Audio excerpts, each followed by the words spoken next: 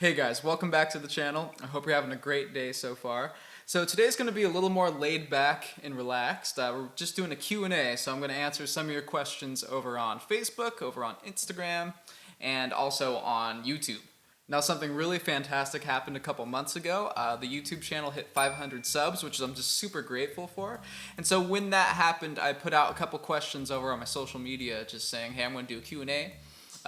Shoot me your questions and let's get a conversation started. So, a few months later, here we are. Here's the Q&A. So it's been a crazy year. But regardless of that, let's jump right into it. So over on Facebook, Talon Imhoff asks, what is your favorite key/keys to play, write in, and why?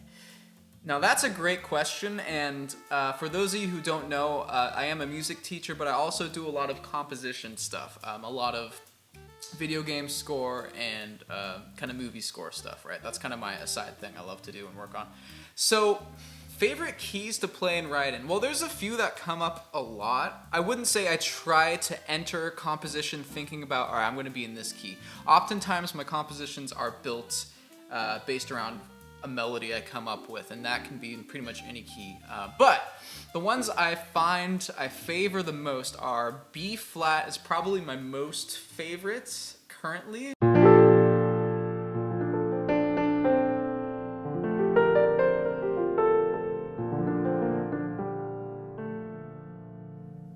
There's a couple reasons why. There's a couple of my favorite compositions that were also written in the same key, like the first Zelda theme is in B flat, and also the first Star Wars theme is in B flat. So, you know, those are two pretty big inspirations for me.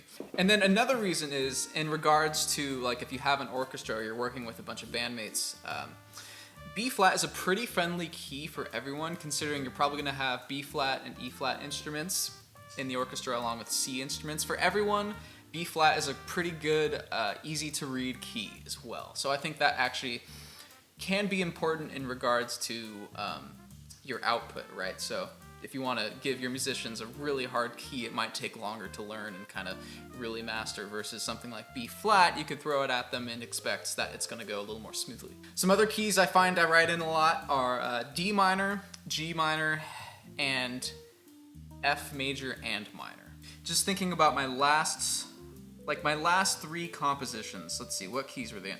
They were in D minor mostly.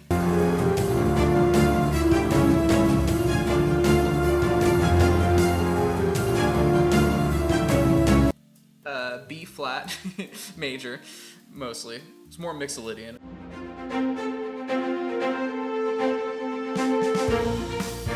And then I'm gonna have to check out my latest compositions. I'm forgetful.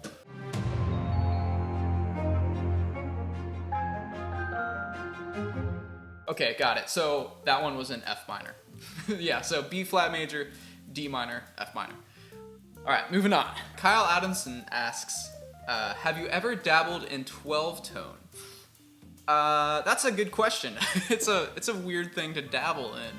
So for those of you that don't know, 12 tone is sort of this experimental thing that happened in the 1900s. That was all about kind of pushing the boundaries of music and kind of going away from the more traditional aspects of music. So there were these things called 12-tone rows where you had all 12 notes of the chromatic scale, and you'd put them in different orders and do a bunch of different kind of almost like math equations with this. In the sense of music, it doesn't really speak musically to me. In fact, it sounds like a lot of random gibberish, kind of like this.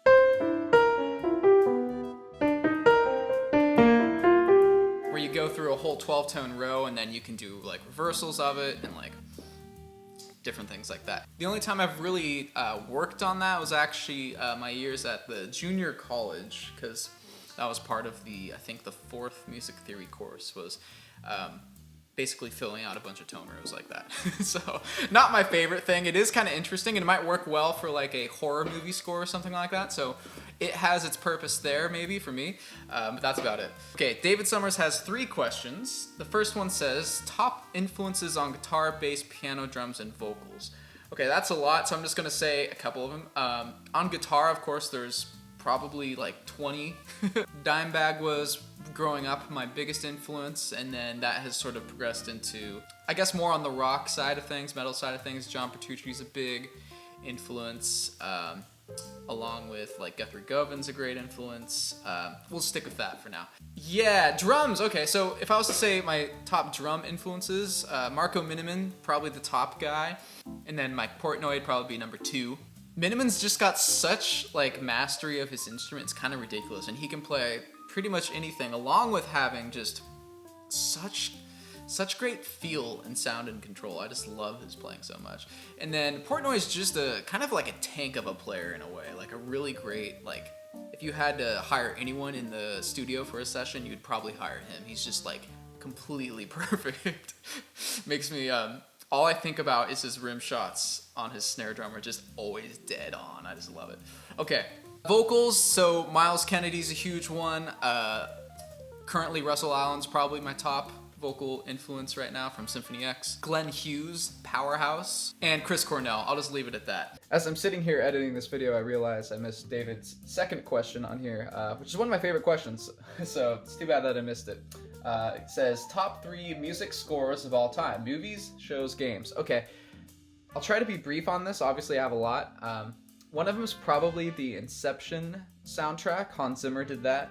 The second one, it's hard to say, but probably the original Star Wars films, the music there. Obviously written by John Williams, who is just a complete master. In fact, I consider him kind of the master of melody in a lot of ways. And so a lot of the Star Wars stuff and a lot of his music in general is kind of based around melody. Okay, and the third thing is, I don't have a specific for this, but a lot of Nintendo music is top-notch music. Also talking about melody, Koji Kondo wrote a lot of the original like Zelda theme and stuff like that, so I definitely treasure a lot of his work that he put out back in the day. And then even currently, all the Nintendo stuff is always fantastic melody, a lot of jazz influence, a lot of really cool stuff going on there. So I guess if that can be an answer, that's gonna be it. And then he asks, I have heard you have an extraordinary sense of smell. Is this true? Yeah, he already knows this, so. Currently, I don't really have a sense of smell. It went away many years ago when I hit my head when I was longboarding down a big hill. So lesson to anyone listening, definitely wear your helmet if you're gonna do stupid like me. Don't do that. Could have been way worse, but lost my sense of smell. So that has its positives and its benefits for sure. Okay, going over to the Instagram questions now. We only have 2, so if you don't already follow me on Instagram, link is in the description below if you want to go do that. I have a lot of different educational things about music and guitar in particular there. But if I ever do more Q&As, then you guys can ask questions to me personally. So here we go. Lucy the Spooky Owl asks, if you could perform with any artist dead or alive, who would it be? That's a great question. This probably changes a lot for me. Currently, what I'd probably say is I'd like to play with Symphony X live. They're all currently alive, which is really great. But I would love to step on stage and sing with Russell Allen a couple tunes and really just get heavy with it. That'd be a lot of fun. Sebtown OG asks, what made you the successful person you are today? Well, that's cool, man. I appreciate that you would consider me a successful person. Honestly, man, it really comes down to the support that I had when I was growing up. So my parents, of course, are probably the biggest reason that I'm able to do this sort of thing, you know. Had a lot of support and help from them. In fact, they pushed me into the whole music thing in the first place. As far as music goes, it really actually comes down to the teachers I've had. So my guitar teacher growing up, along with all my professors at college, and all of those people are incredibly important. How important teachers are to people's lives. I think I take that very seriously. I'm sure a lot of you watching right now have had an experience with a teacher that was really profound and life-changing in some sort of way. All right, now we're going through some of the YouTube comments. Okay, so over on the Kiesel Vader V6X review, Rock Lives asks, nice playing, note choice over note count. Was this your first headless? Do you like it more or less over time, it being headless? I'm thinking of getting one. Yeah, that's a great question. First of all, thank you for the kind words about the playing. Yeah, this was my first headless. I've only really played like maybe one, I think, headless electric guitar before purchasing an expensive headless of my own. It just made sense to me as far as like having something small, compact, easy to teach with and move around, and just spec'd it out to my own thing. So I was excited about it. I had a lot of reasons to go that route. So do I like it more or less over time? I just like it the same. Always been a lot of appreciation and love for this guy is what he's talking about. You're gonna join the party, buddy. Yeah, so again, the reasons I like this so much is it's super lightweight. It doesn't take up a lot of space, and the bag it comes in is kind of like a mini backpack. It's hilarious. It kind of looks like an oversized ukulele bag or something. Tuning stability is great. You get used to tuning these guys on the back really easily. It's really like, it's no harder to use. And also string changing is pretty quick as well. So I just wanted something compact that was also fun to play, and this is exactly that. So great purchase. If you're thinking about getting one, I'd highly recommend it. The only reason you would want to maybe go headstock over headless is probably just aesthetics. Some people really think this looks pretty stupid, and I can understand that. I don't think it looks dumb at all, but I get it. And there's a lot of cool stuff you can do with the headstock. Some headstock shapes are really cool, and you can paint them up in different ways and get different hardware on there, so I understand that. Okay, so over on the Jimi Hendrix reaction video, Don Juan asks, I'm a guitarist too, and find your appreciation of Jimmy's playing very appropriate. He was one of the best, he and Page.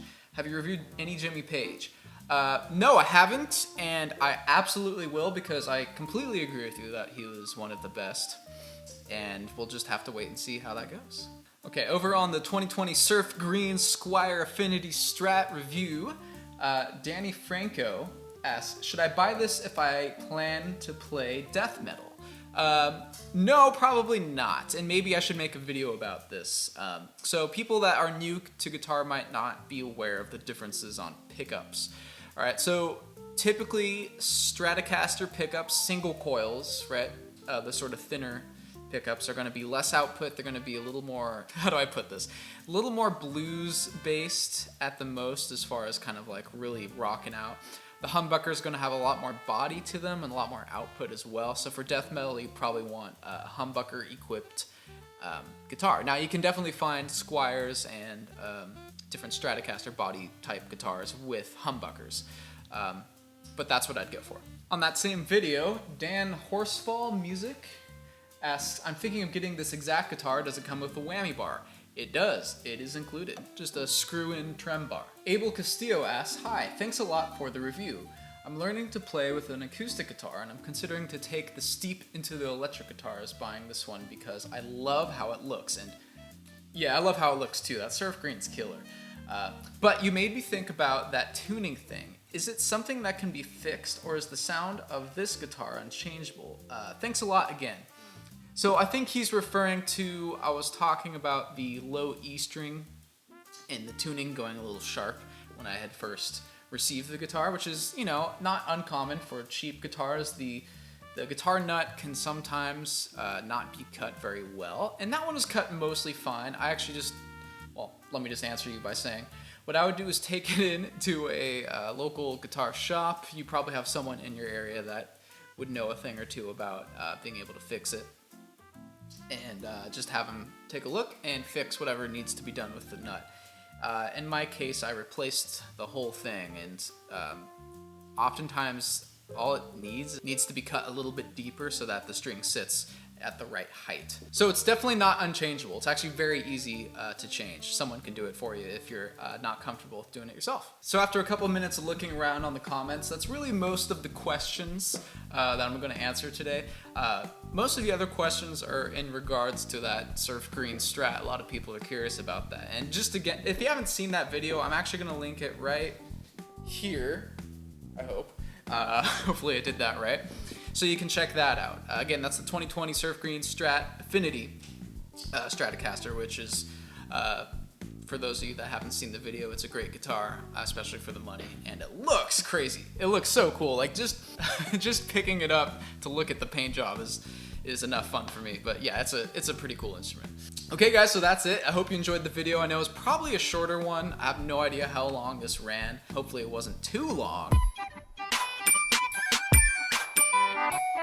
So if you enjoyed this and you want to see more, go ahead and like and subscribe on the video. Of course, I have all my socials down in the description below, so if you ever want to hop in on a Q&A with me, you can ask me any questions related to composition, music, whatever I'm involved in, so that'd be really fun. Again, sorry for such the long hiatus on this channel, but we're getting back into things, so I'll see you guys on that next video.